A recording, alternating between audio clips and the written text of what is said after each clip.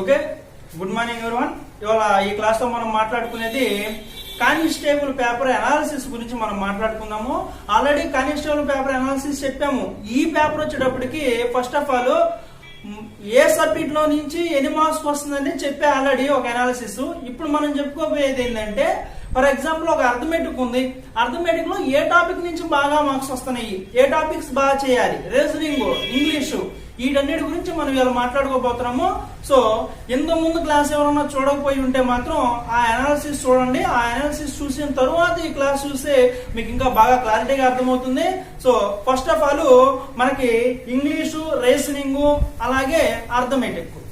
English, reasoning, arithmetic మూడు కలిపి మనకి కానిస్టేబుల్ ప్రిలిమ్స్ గానీ మెయిన్స్ గానీ 75 మార్క్స్ రావడం జరుగుతుంది. ఆల్రెడీ మనం మాట్లాడుకున్నాము. అయితే ఈ 75 ఎవరైతే బాగా చేస్తారో వాళ్ళకి ఖచ్చితంగా జాబ్ వస్తుందండి. అలా చేయాలి అంటే ఈ సబ్జెక్ట్ లో ఏ టాపిక్ బాగా చేస్తే ఎక్కువ మార్కులు వస్తాయి అనే దాని గురించి కూడా తెలుసుకోవాలి. సో అందుకే మనం ఈ క్లాస్ చేయబోతున్నాము. So first of all English గురించి మనం మాట్లాడుకుంటే ఇంగ్లీష్ 30 మార్క్స్ ఇస్తున్నారండి. అవునా, ఇంగ్లీష్ 30 మార్క్స్ వస్తుంది. సో ఆ 30 మార్క్స్ లో మనం మినిమం 20 మార్క్స్ ఈజీగా గెయిన్ చేయొచ్చు.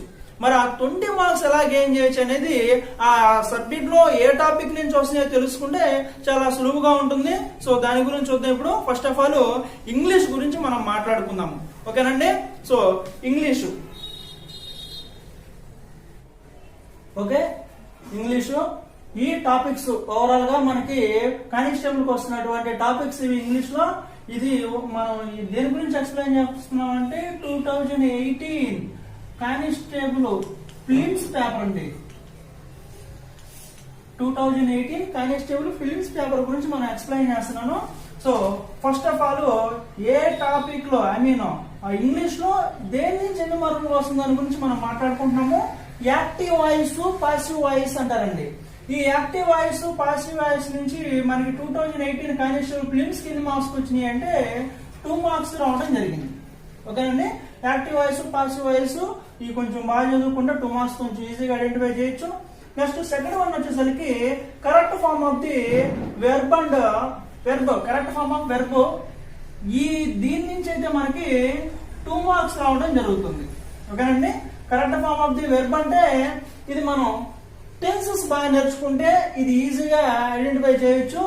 అంటే కొంచెం వర్డ్స్ ఇస్తారు, అట్లా మనం ఐడెంటిఫై చేయాల్సి వస్తుంది. వెర్బ్ ఏంటిది, నాన్ వెర్బల్ ఏంటి అని తెలుసుకోవాలి. At the same time partial verb అని ఇస్తున్నారండి. ఈ పార్షల్ వెర్బ్ నుంచి 3 మార్క్స్ ఇవ్వడం జరుగుతుంది.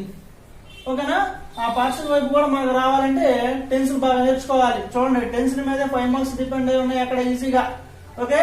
నెక్స్ట్ వన్ వచ్చేసరికి జంపింగ్ సెంటెన్స్ అని ఉందండి. అవునా, ఈ జంపింగ్ సెంటెన్స్ నుంచి మనకి 3 మార్క్స్ రావడం జరుగుతుంది.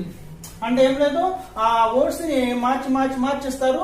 మనం దాన్ని ఒక ఆర్డర్ లో అమర్చాలి. ఆప్షన్స్ చూసి మనం ఈజీగా ఐడెంటిఫై చేయొచ్చు. కొంచెం మినిమం నాలెడ్జ్ ఉంటే చాలు. ఆ మినిమం నాలెడ్జ్ బేస్ చేసుకుని జంపింగ్ సెంటెన్స్ నుంచి మనం 3 మార్క్స్ ఈజీగా గెయిన్ చేయొచ్చు. నెక్స్ట్ వన్ వచ్చేసరికి పాసేజెస్ అండి. Very very important. మనకి దీని నుంచి మనకి 5 మార్క్స్ రావడం జరుగుతుంది. ఓకేనా. ఒక పాసేజ్ ఇస్తారు. ఆ పాసేజ్ కింద ఒక 5 క్వశ్చన్స్ ఉంటాయి. 5 ఉండొచ్చు, 4 ఉండొచ్చు. లాస్ట్ టైం అయితే 5 క్వశ్చన్స్ ఉన్నాయి. ఈ పాసేజెస్ నుంచి 5 మార్క్స్. ఆ పాసేజెస్ చదివి మనకి ఆల్మోస్ట్ మనం 10th క్లాస్ లో 9th క్లాస్ లో కూడా ఏం చేస్తుంటాము. సో ఆ పాసేజెస్ చదివి అర్థం చేసుకొని ఆ పాసేజెస్ లోనే ఆ క్వశ్చన్స్ ఆన్సర్లు ఉంటాయి. అట్లా ఐడెంటిఫై చేసి పెట్టాలన్నమాట. ఈ పాసేజ్ నుంచి 5 మార్క్స్ ఇస్తున్నారు. Next similar meaning in sentence అని ఇస్తున్నారండి. సిమిలర్ మీనింగ్ ఇన్ సెంటెన్స్ అంటే దాని కింద టాపిక్ ఉన్నాయి. యాంటోనమీ, సినానమీ, యాంటోనమీ అండి. రెండు కూడా ఈ సినానమీలో నుంచి మనకి 2 మార్క్స్ రావడం జరుగుతుంది. అంటే ఒక వర్డ్ ఇచ్చి దానికి సిమిలర్ మీనింగ్ రాయండి అని అడగట్లా. ఒక సెంటెన్స్ ఇచ్చి ఆ సెంటెన్స్ లో ఒక మీనింగ్ ని, ఒక వర్డ్ ని అండర్లైన్ చేసి దాని రిలేటెడ్ వర్డ్ ఏంటి అని అడుగుతున్నారు. అంటే మనకి ఒక వర్డ్ ఇచ్చి మీనింగ్ రాయమంటే కొంచెం ఈజీగా ఐడెంటిఫై చేయొచ్చు, రాయొచ్చు. కానీ ఒక సెంటెన్స్ ఇచ్చి దాంట్లో ఒక లైన్ ఇచ్చి దాంట్లో ఒక వర్డ్ అండర్లైన్ చేసి రాయమంటున్నారు. అంటే మీరు ఆ లైన్ కూడా అబ్జర్వ్ చేసి ఆ మీనింగ్ సూటబుల్ మీనింగ్ రాయాల్సి వస్తుంది. ఓకే. దీని నుంచి 2 మార్క్స్ వస్తుంది. యాంటోనమీ, ఆపోజిట్ వర్డ్స్ అంటారు. అన్నిటిని ఈ 2 మార్క్స్ ఇవ్వడం జరుగుతుంది. ఓకేనా. ఇంగ్లీష్ నాలెడ్జ్ ఉండాలి. అందుకే next correct spelling. Correct spelling నుంచి మనకి 2 మార్క్స్ ఇవ్వడం జరుగుతుంది. సో కరెక్ట్ స్పెల్లింగ్ ఏదంటే ఒక 4 వర్డ్స్ ఇస్తారు. ఈ వర్డ్స్ లో కరెక్ట్ స్పెల్లింగ్ ఏంటి అని అడుగుతారు. సో దీన్ని కొంచెం ఈజీగా ఇంగ్లీష్ మీద కొంచెం నాలెడ్జ్ ఉంటే దీన్ని ఐడెంటిఫై చేయొచ్చు. నెక్స్ట్ వన్ వచ్చేసరికి అప్రోప్రియేట్ ప్రిపోజిషన్ అంటారండి. అప్పుడు ప్రిపోజిషన్ లోనే ఒక పార్ట్ అది. ఆ ప్రిపోజిషన్ నేర్చుకోవాలి. ప్రిపోజిషన్స్ నేర్చుకుంటే దీని నుంచి కూడా మనకి 2 మార్క్స్ రావడం జరుగుతుంది. ఓకే. సో నెక్స్ట్ వన్ వచ్చేసరికి గ్రామటికల్లీ కరెక్ట్ సెంటెన్స్ అంటారు.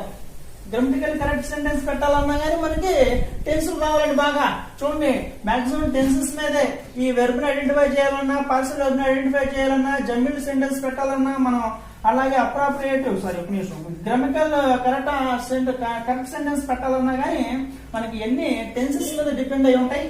సో నెక్స్ట్ వన్ వచ్చేసరికి ఐడమ్ అండ్ ప్యాసివ్ అని దీని నుంచి మనకి 3 మార్క్స్ రావడం జరుగుతుందండి. ఓకేనా. ఇవి ఓవరాల్ గా ఇవన్నీ కలుపుకుంటే మనకి 30 మార్క్స్ ఇస్తున్నారు పేపర్. సో ఈ 30 మార్క్స్ మనకి very very very important. Constable job కొట్టాలి అంటే ఖచ్చితంగా మనకి ఈ 30 మార్క్స్ రావాల్సిందే. మినిమం 30లో కనీసం 20 పెట్టగలిగితే మనం జాబ్ దగ్గర ఉన్నట్టే. సో బాగా మనం కాన్సన్ట్రేషన్ చేస్తే ఈ పాసేజెస్ నుంచి మనం 5 మార్క్స్ గెయిన్ చేయొచ్చండి. పాసేజెస్ ఒకటి, అలాగే ఇక్కడ స్పెల్లింగ్ ఉంటాయి. కరెక్ట్ స్పెల్లింగ్ డైలీ హిందూ ఎవరు చదివినా కూడా మనం ఈజీగా మార్క్స్ గెయిన్ చేయొచ్చు. ఈ స్పెల్లింగ్స్ అని మనం ఐడెంటిఫై చేయగలము. సో ఈ స్పెల్లింగ్ నుంచి 2 మార్క్స్ పెట్టుకోవచ్చు. అట్ ది సేమ్ టైమ్ ఈ జంబుల్డ్ సెంటెన్స్ అని ఉంది కదండి, ఈ జంబుల్డ్ సెంటెన్స్ నుంచి 3 మార్క్స్ మనం గెయిన్ చేయొచ్చు. So at the same time grammatically correct sentence అని ఉంది కదండి, ఇది కూడా మనం గెయిన్ చేయొచ్చు అనమాట. సో మనం కొంచెం కాన్సన్ట్రేషన్ చేస్తే ఈజీగా మార్క్స్ రావడానికి ఛాన్స్ ఉంది. సో ఇది ఇంగ్లీషు 2018 కానిస్టేబుల్ ఫిలిమ్స్ కి వచ్చినటువంటి ఇంగ్లీష్ లో టాపిక్స్ మార్క్స్ అండి. అంటే వెయిటేజ్ చూస్తున్నాను, ఒక సబ్జెక్ట్ లో ఏ టాపిక్ నుంచి ఎన్ని మార్క్స్ వస్తున్నది వెయిటేజ్ చూస్తున్నాం మనము. సో ఇప్పుడు మనం అర్థమెటిక్ గురించి మాట్లాడుకుందాము. ఓకేనండి. ఓకే, అర్థమెటిక్ అండి. అర్థమెటిక్ లో మనం వెయిటేజ్ పరంగా ఫస్ట్ ఆఫ్ ఆల్ వెయిటేజ్ పరంగా రాస్తాను, కొంచెం జాగ్రత్తగా చూడండి. బాగా మనకి ఎక్కువ మార్క్స్ దేని నుంచి వస్తుందంటే వాల్యూమ్స్, తెలుగులో అయితే ఘన పరిమాణాలు అంటారు. ఈ టాపిక్ నుంచి మనకి హైయెస్ట్ గా 5 మార్క్స్ రావడం జరుగుతుంది. ఓకేనండి. సెకండ్ వన్ వచ్చేసరికి స్పీడ్ అండ్ డిస్టెన్స్ అనే టాపిక్ ఉంది కదా మనకి. ఈ స్పీడ్ అండ్ డిస్టెన్స్ అనే టాపిక్ నుంచి మనకి 4 మార్క్స్ రావడం జరుగుతుంది. ఓకే. నెక్స్ట్ మనకి సింప్లిఫికేషన్స్ అని ఉంటుందండి. ఈ సింప్లిఫికేషన్ టాపిక్ నుంచి హైయెస్ట్ గా 4 మార్క్స్ రావడం జరుగుతుంది. అయితే సింప్లిఫికేషన్స్ లో స్టెప్ సమ్స్ ఉంటాయి మనకి. అనవసరంగా అబ్జర్వ్ చేస్తే లాస్ట్ లో స్టెప్ సమ్స్ ఉంటాయి, అందులో నుంచి ఎక్కువగా వస్తున్నాయి. సో కొద్దిగా జాగ్రత్తగా గమనించండి. లాజికల్ గా కూడా ఉంటున్నాయి క్వశ్చన్స్. సో హైయెస్ట్ వెయిటేజ్ ఏమన్నా వాల్యూమ్స్ ఉంది, ఘన పరిమాణాలకి. తర్వాత ఏమన్నా స్పీడ్ అండ్ డిస్టెన్స్ కు వస్తుంది. తర్వాత సింప్లిఫికేషన్స్ 4 మార్క్స్ రావడం జరిగింది. Next profit or loss. Profit and loss అనే టాపిక్ ఉంది కదండి, దీని నుంచి మనకి 3 మార్క్స్ రావడం జరుగుతుంది. ఓకే. నెక్స్ట్ మనకి ప్యూర్ మ్యాథ్స్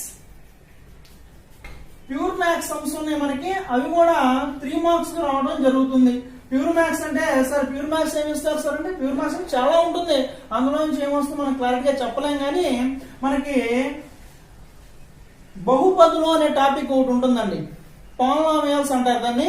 ఈ బహుపదులు అనే టాపిక్ నుంచి కొద్దిగా ఎక్కువగా ఇవ్వడం జరుగుతుంది ఈ 3 మార్క్స్ లో, ఈ ప్యూర్ మ్యాథ్స్ లో నుంచి.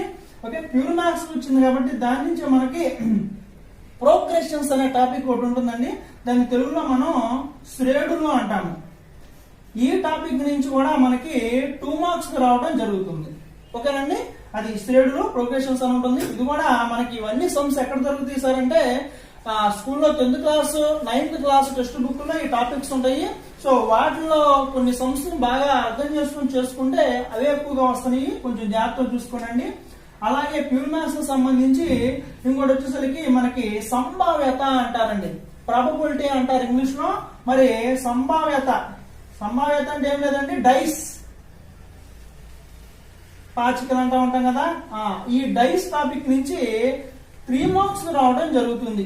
మీరు అబ్జర్వ్ చేస్తే ఇదంతా కూడా ఒక రకంగా ప్యూర్ మ్యాథ్స్ కు సంబంధించినటువంటి వ్యవహారమే. చూడండి ఇక్కడ pure maths, exact pure maths 3 marks కి, ఈ షెడ్యూల్ నుంచి 2 మార్క్స్ కి, అలాగే ప్రాబిలిటీ నుంచి 3 మార్క్స్ కి, అట్ ది సేమ్ టైం ఇది కూడా ప్యూర్ మ్యాథ్స్ కి సంబంధించిన టాపిక్ కాబట్టి దీని నుంచి 5 మార్క్స్ కి. సో ఆల్మోస్ట్ మనకి చూడండి ఎక్కువ టాపిక్స్ ప్యూర్ మ్యాథ్స్ కి సంబంధించే ఉంటున్నాయి. సో ఈ టాపిక్స్ అన్ని మనం చేయాలి అంటే ఖచ్చితంగా టెక్స్ట్ బుక్స్ తీయాల్సిందే. కాంపిటేటివ్ బుక్స్ మాత్రమే కాదు, టెక్స్ట్ బుక్స్ లో సమ్స్ కూడా చేస్తే గానీ వీటి మనం సొల్యూషన్ చేయలేని పరిస్థితి ఉంది ఈ రోజుల్లో. సో నెక్స్ట్ వన్ వచ్చేసరికి కాంపౌండ్ ఇంట్రెస్ట్ అండి, చక్రవడ్డీలు అంటాం కదా. సో దీని నుంచి మనకి 2 మార్క్స్ కి రావడం జరిగింది. Okay, next last time final గా సింప్లిఫికేషన్స్, వడ్డీలు అంటారు మనని, దీని నుంచి 1 మార్కు రావడం జరిగింది. ఇదండి ఓవరాల్ గా అర్థమెటిక్ సంబంధించినటువంటి టాపిక్. ఓకే, ఇప్పుడు మెయిన్ గా మీరు బాగా ప్రిపేర్ అవ్వాల్సింది ఏంటంటే వాల్యూమ్స్ ను బాగా ప్రిపేర్ అవ్వండి. మన స్టేట్ బుక్స్ అలాగే సెంట్రల్ గవర్నమెంట్ బుక్స్ కూడా బాగా గమనించండి. ఈ వాల్యూమ్స్ తర్వాత స్పీడ్ అండ్ డిస్టెన్స్ చేసుకోండి. సో మాక్సిమం ఎక్కువగా మనకి ఈ స్పీడ్ అండ్ డిస్టెన్స్, వాల్యూమ్స్ అలాగే డైస్ ఈ బాగా చేసుకుంటే మనం ఎక్కువ మార్క్స్ గెయిన్ చేయడానికి ఛాన్స్ ఉంటుంది. ఓకే, నెక్స్ట్ ఇప్పుడు మనం రీజనింగ్ వెయిటేజ్ చూద్దాము.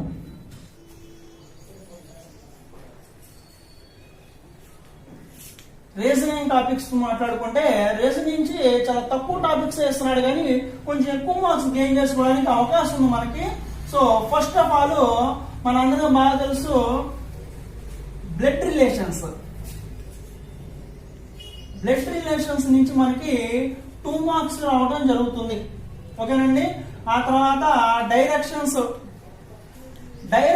నుంచి హైయెస్ట్ గా 3 మార్క్స్ ఇవ్వడం జరిగింది. ఒక్కోసారి ఈ రెండు మ్యూచువల్ గా ఉంటాయండి, ఒక్కోసారి 1 మార్క్ ఎక్స్ట్రా అటు ఉంటుంది, 1 మార్క్ ఎక్స్ట్రా ఇట్లా ఉంటుంది.